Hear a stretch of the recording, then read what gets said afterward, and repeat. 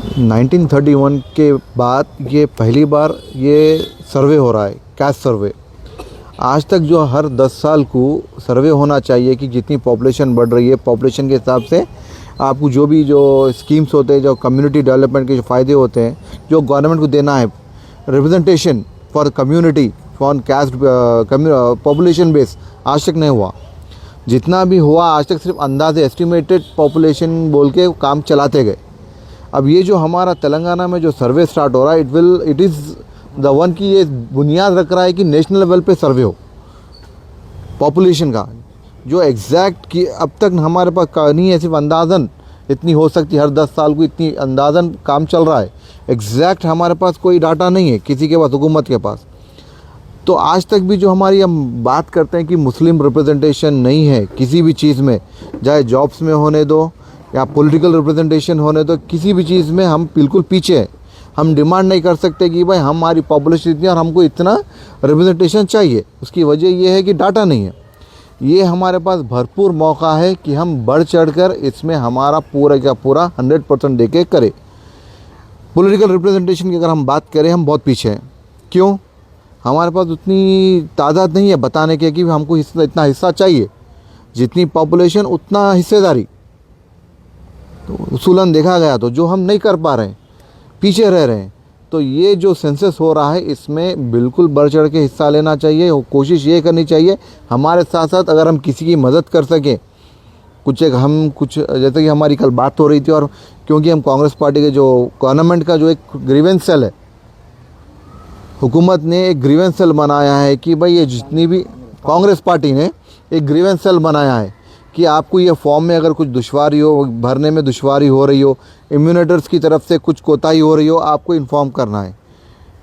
तो वहाँ सेंटर पे मैं उनसे डायरेक्ट कांटेक्ट में हूँ। मैं उनको बता रहा हूँ हमारी मुस्लिम कम्युनिटी के जो इश्यूज़ है तेलंगाना भर में, from district to state level पे काम चल रहा है वो। तो आप लोगों से भी अगर इम्यूनेटर्स अगर आपके पास आते हैं, कुछ बात समझ में नहीं आ रही है, तो उसके लिए अभी अतर मोइन साहब आपको फॉर्म में जितने कॉलम से एक एक कॉलम का आपको फ़ौरन बताएंगे कि आप क्या आंसर देना है।